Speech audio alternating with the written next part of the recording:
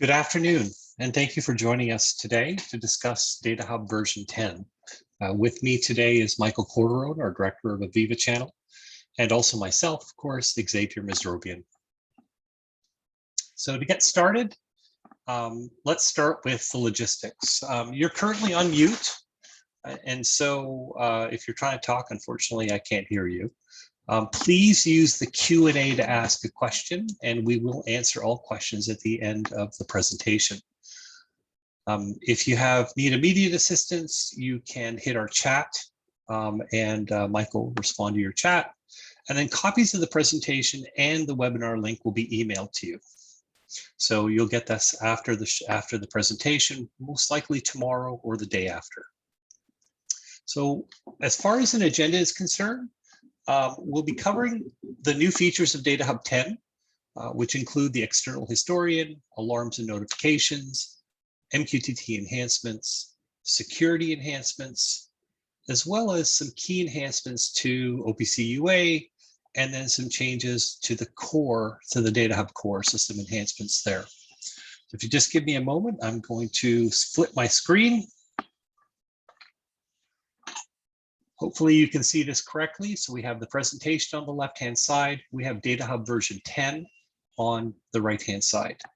So we're actually going to be doing some walkthroughs. So we'll be covering through some of the DataHub features as well. So let's talk a bit about external historians. So DataHub 10, we've now released a new product called External Historian. It can be configured to default any supported external historian. And so the critical component here is that if you think about the DataHub, we have web view, we have lots of features that touch on historian. Now the client can choose to use the DataHub's historian or an external historian such as Aviva Insight, Aviva Historian for Wonderware, InfluxDB, InfluxDB Cloud, OSI Pi. They can connect to a REST API, so a REST API to a historian in the cloud, or Amazon Kinesis. So just to run through this very quickly. So if I go into external historian, I can go in and add. I choose the type of historian that I'm looking for. So in fact, I can choose my choices of historians. We'll talk about the pull and push in just a minute. But for instance, if I choose my InfluxDB, I provide a label, I provide a database name, a retention policy. From there, I can put a username and password. Now, the key is that I don't actually have to use a DataHub with Influx will actually manage the InfluxDB. If the client's already using Influx, so they already have an Influx database, they can actually link into the database themselves. From here, we choose the accumulation time, the maximum number of values to be buffered. So if you want to do things in the sampling process, define your limits, your retention in days, and then you can enable things like sampling. And so sampling allows you to set things such as I want to do a sample every minute, and I want you to give me the first, the last, the mean, the minimum, the max, or the min and the max. And so this allows you then to, contract or do the processing at the edge and then just send the values to where you need them. We also support historical forwarding. And so we're going to go into a little bit of detail on the forwarding, but in enabling historical forwarding, there's a couple of things that happen. You have to set up what's called a forwarding strategy. So in my case, I have a strategy. I set up historical forwarding, and you'll notice that the data points no longer exist. And so the reason is because when you set the strategy up, you tell the DataHub which points you're going to put into the historian. And then from there, when it comes to forwarding, it'll push that data outbound. So I'm not going to save this, but I'm going to talk a bit about the historical forwarding scenarios. Typically, when I'm moving data from a process network into a historian, it would be a simple process of just collecting the data from the DataHub and then posting it into a historian. A simple task. And then from the historian, I can use tools to access the data. In the case of Influx, I have Grafana, I have Chronograph, and I have lots of open source tools to be able to create dashboards or to manipulate the data to do analytics. Same applies with Aviva, same applies with OSI Pi. But if I want to move that data now from a control network into another network, now I can say to myself, okay, but why am I doing this? And the reason I'm doing this is because of store and forward.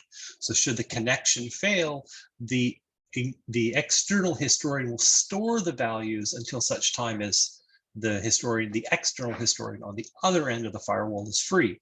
Here you get the store and forward, you're not going to lose the data, and you can take the data and move it to, OSI Pi, you can move it to Aviva, Insight, you can move it to another InfluxDB, or any other historian such as, or another service such as an MQTT broker. Where things get complicated though is when we're moving data from a control network through a DMZ. And so using the same technology as we have today with the DataHub tunneler, what we can actually do is have the isolated network do an outbound connection to the DMZ, have the destination network do an outbound connection to the DMZ, and the data in the historian will be mirrored. So I'm mirroring the data from the isolated plant network into the DMZ, and then I'm taking that data and publishing it into an external historian. Again, I have no open firewall ports, I have no VPNs. It does require me to have external historians at each of the midpoints, but at the destination, I don't lose the data. I have the capability of doing the store and forward, and I have all the tools available to me. So this is where the forwarding strategy is necessary, because I have a DataHub, which is a push, and coming back to the external historian, I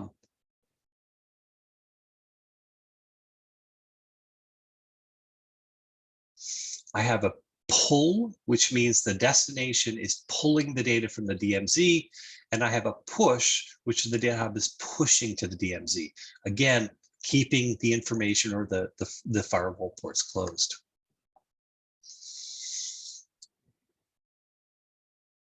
So alarms and notifications.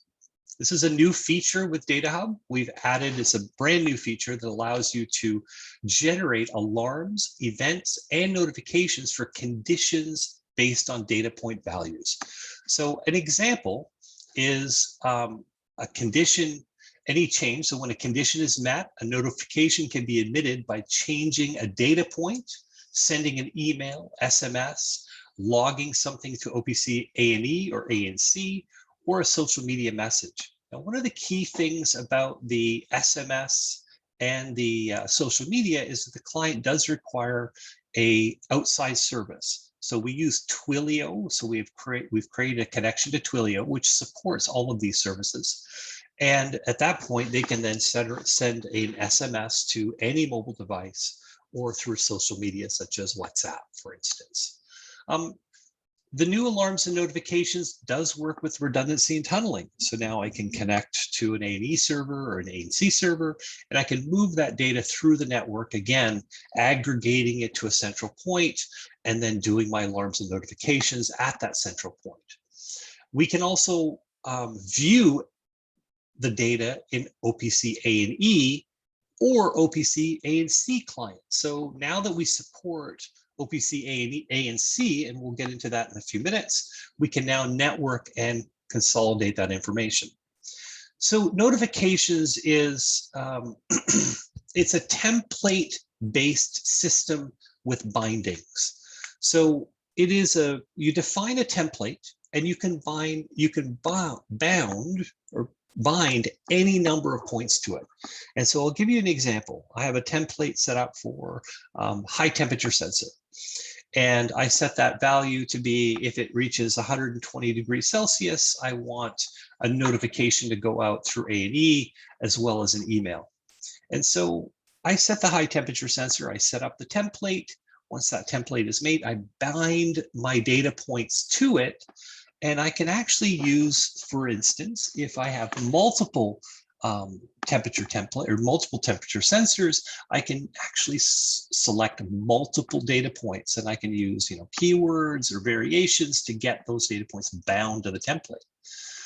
So once the definition is said, so we have one definition template, it's bound by many points, and then the event types can include stateless, stateful, every state, OPC A&E condition, OPC A&E event, A&E condition alerter, or an OPC A&E event alerter.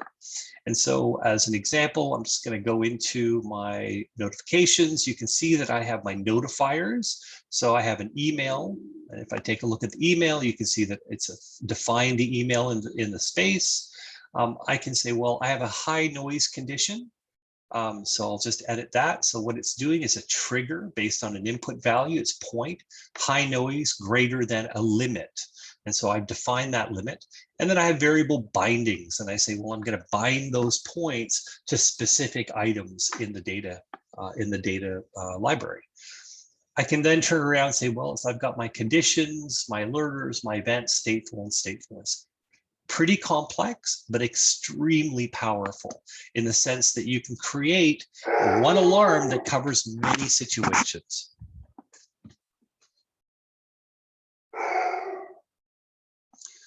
MQTT client.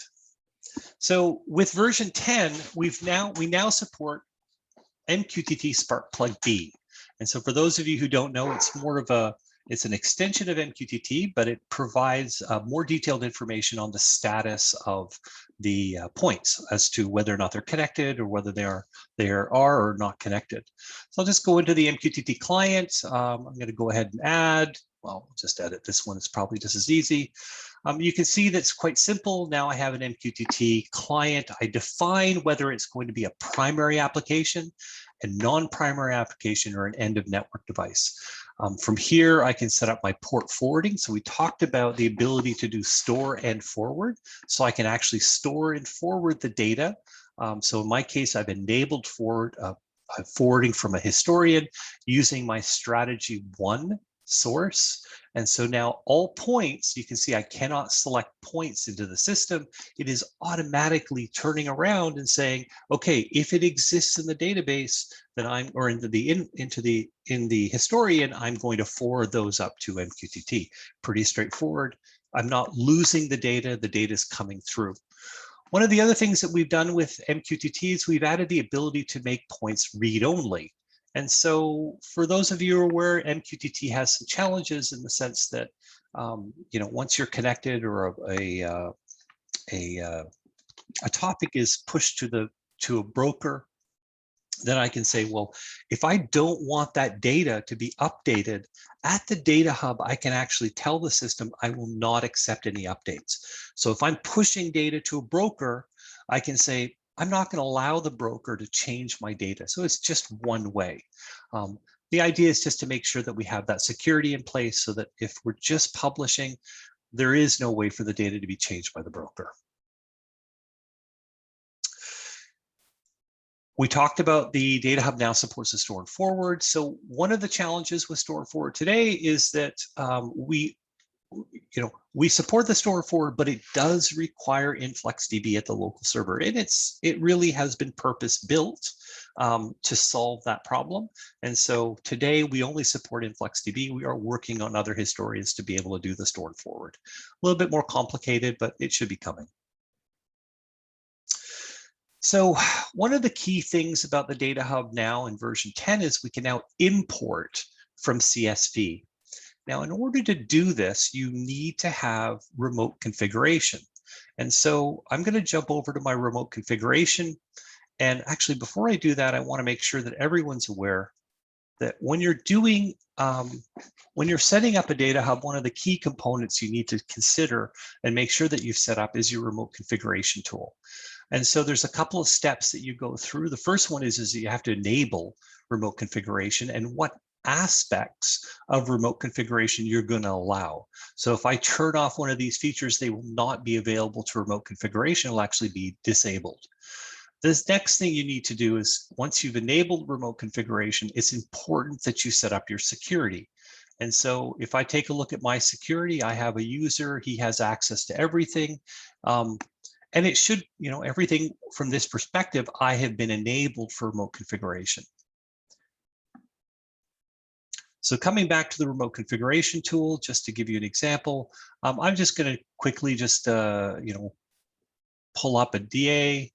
Now, just go in here and edit. It'll bring me to the browser. I can choose my data points, so right to the computer. I've got my methods. Actually, which one did I choose? I chose the server connection. I actually wanted a DA connection, so we'll go into MQTT. There we go. You can see that I can turn around in terms of my Sparkplug B. I'm going to turn off my forwarding strategy. Once I turn off my forwarding strategy, I can now import a CSV.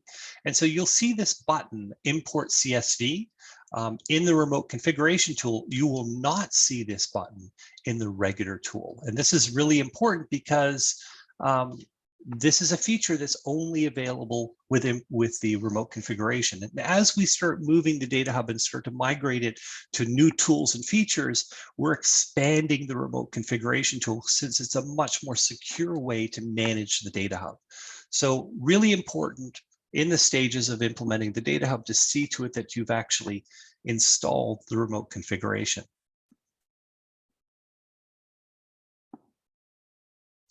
Let's talk about the MQTT broker. So in version 10, we have completely re-architected the broker in version 10.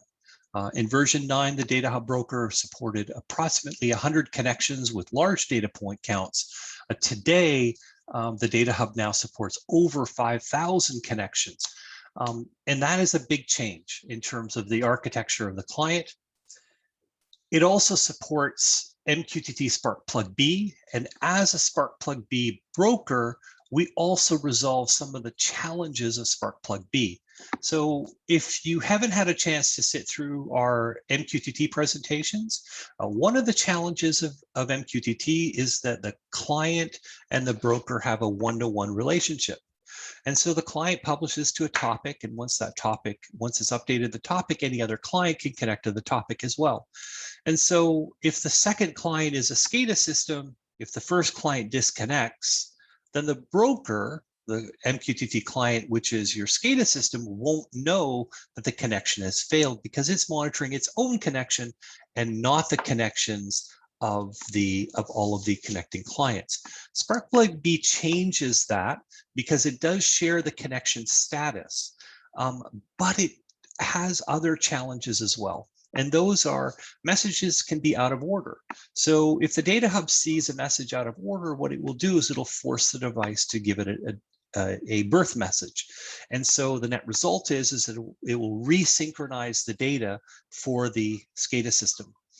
It'll also detect any failed edge of network writes. So if an edge of network comes into the DataHub that hasn't been properly identified, it will send out a birth message to all the connecting clients, like, hey, here's some more data for you. And then finally, we can also mark the data as read-only. So again, as a broker, I can say, well, it's now read-only. So DataHub supports, you enable the broker, you can say, do not process the messages. At this point, it just becomes a router. You can treat the messages as binary or text. You can interpret the JSON message values. So one of the challenges which has come up with MQTT is that, as everyone knows, MQTT is not a standard. It's a standard in terms of a messaging, but it doesn't have a content standard. And so that's kind of posed a problem with many applications or many companies, because I may have one client connecting with a certain JSON string, and I may have another client connecting with a second JSON string. So the challenge becomes, how do I make them both work? In version 9, we only supported one format. So we can interpret them as a JSON, as a JSON point, but you are limited to what that was going to be. And so typically, you might have a single format. That's not a problem. So let me just go over here. And so again, I can choose my simple format, pretty straightforward. With version 10, we've done something very unique. And with version 10, what we've done is we've implemented the IETF draft specification for JSON schemas. A JSON schema is basically a message telling you what's in the message. And so by utilizing this standard, we're now able to support multiple JSON data formats, which means I can have one broker connecting to 2 or more different clients with different schemas or different data environments. And so if you just give me a moment here, I'm going to pull up an example.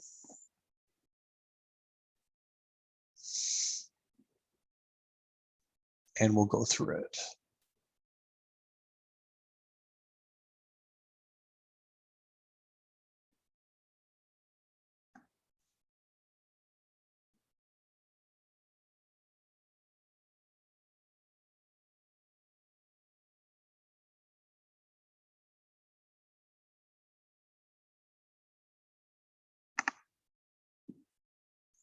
Okay, so coming back to the message, I'm going to go to advanced.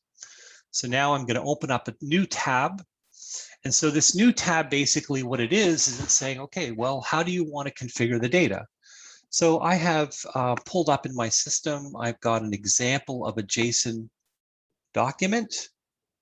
And so the data is in a specific format.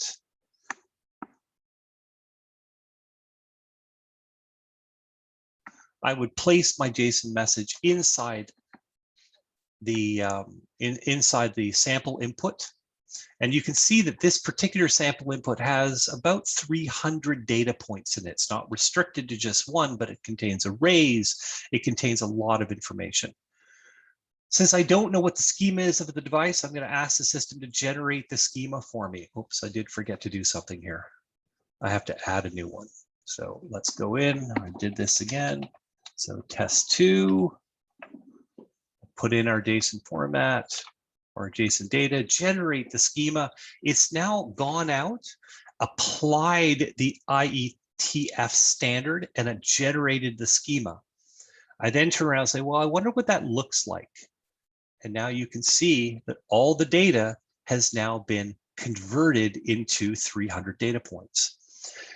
I can alter the data, choose, change the description, change the location using scripting. I can parse the data differently. I can tell the system to accept, all the data, some of the data. I can put conditions to say, well, when you see this data, do this. Use my timestamp, not the device's timestamp, since it's not reliable. And all of this can be put into the parser, plus the initialization script, and you're off and running to the races. So traditionally, with an MQTT client, so most of the MQTT clients out there require you to actually configure each and every one of these points individually. And so what the DataHub does by using schemas is it configures them automatically. Should the source data change, so we add another point, or we change the values of a point, the output will automatically be matched. So it is a very easy methodology of maintaining integration between the MQTT client device and OPC UA, DA, or the DataHub in general.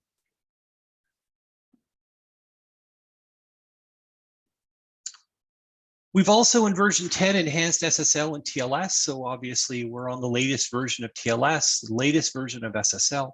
But what we've done in version 10 is we've taken it a step further. Some of our advanced users have asked us, is there a way to limit or lock down SSL and TLS? And so the answer is yes.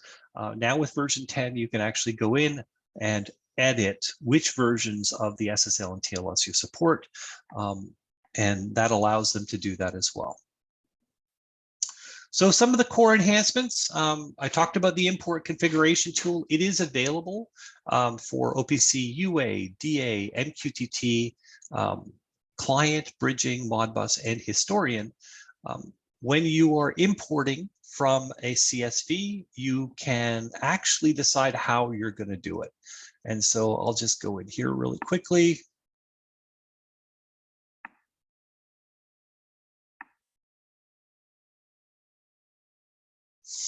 Let's see.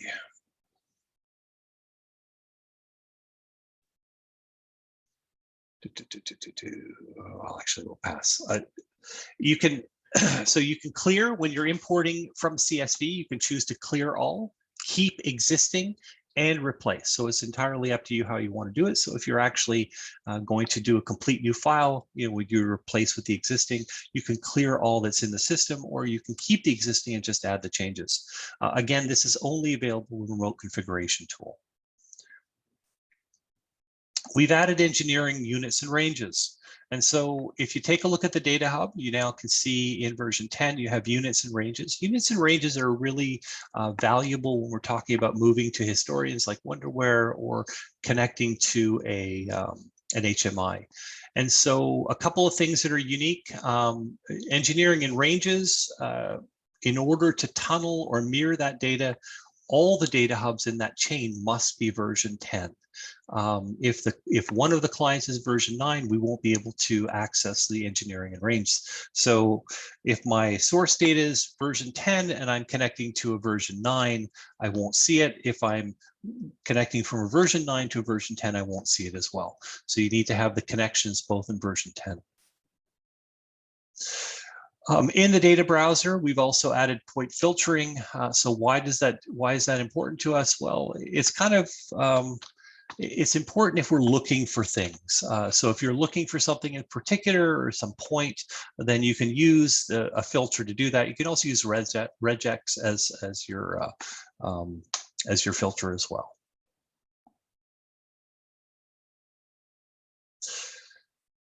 So in Tunnel Mirror, this was a request that came in quite some time ago, but if you take a look at Tunnel Mirror, you'll see that we've now added a connection name. And so in my case, because I've migrated data from version 9 into version 10, I have a lot of connections which are not actually defined. And so they don't have a name, but it's actually quite simple. If I go and edit, I can see, for instance, that I can edit the name to whatever I want. And I'm just going to say this is going to be ETK demo. I save that, and now all of a sudden my connection has ET demo. This actually makes it easier if a client is managing lots of connections. So in a hub and spoke approach, if I just have one connection, it's not a big deal. But if I have multiple connections, I want to be able to name them so that's very easily identified. So in OPC UA, we've enhanced the configuration window. So if we go into UA, you can see that I'm actually connected to a UA server. I can accept the valid services, but we've done a few things.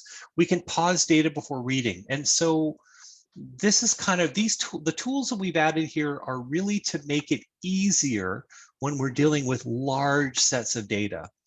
And so we've had clients where they've had, 450,000 data nodes, and they want to be able to connect those into the DataHub, and it can take a lot of time to do that because you're waiting for the OPC server to serve you all that data.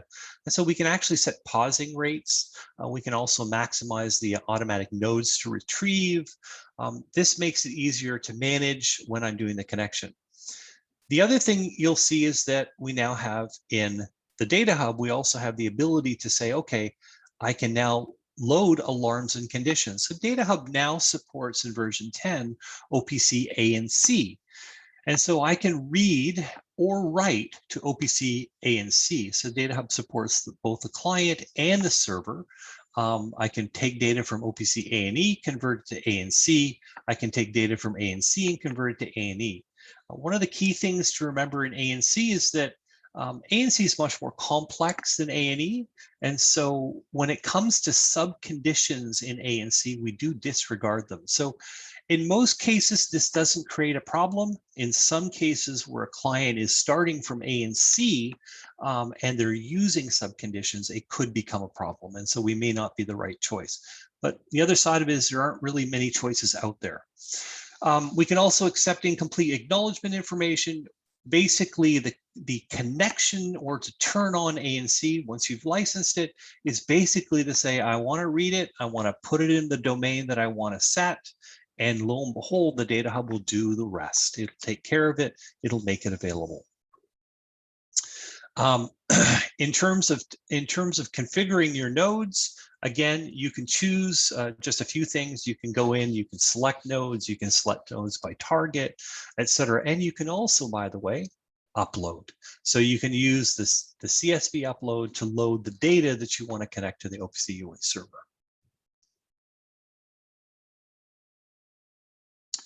So that's it for version 10. If you have any questions, please go ahead and submit them now. In essence, one of the big questions everyone's been asking me is, when will version 10 be available for general release? And so our target was in August. We expected to have it released at the end of August. It looks like it's going to roll into September. Because we had so many changes in version 10, we decided that we want to make sure that it's been properly tested. And so with a little over 250 people now using version 10, both in production and in demonstration purposes or in the pilot, we're feeling much more confident that it's available for general release. But again, our philosophy is not until the product is fully ready. So we won't release a product with any bugs or any open PCRs, product change requests. So with that, Michael, do we have any questions? Nothing as of yet. Okay. I will assume that you've done a great job in covering V10 completely. So that's great. So for everyone, we have another session in 2 weeks. It will be hosted by Andrew. It's going to be a deep dive. So this deep dive is designed specifically to go into in-depth detail on any feature of version 10 to your liking. So you'll be receiving an email from me by the end of the next week or this week asking you to submit any questions. Andrew will then cover those in the live webinar. So whether that's connecting to or working with Sparkplug B, or whether that's working with alarms and notifications or the external historian, he'll be there to answer your questions and provide you any details that you require. Anyways, with that, I'm going to say thank you very much for joining the webinar. Have a wonderful day and stay safe. Thanks, everybody.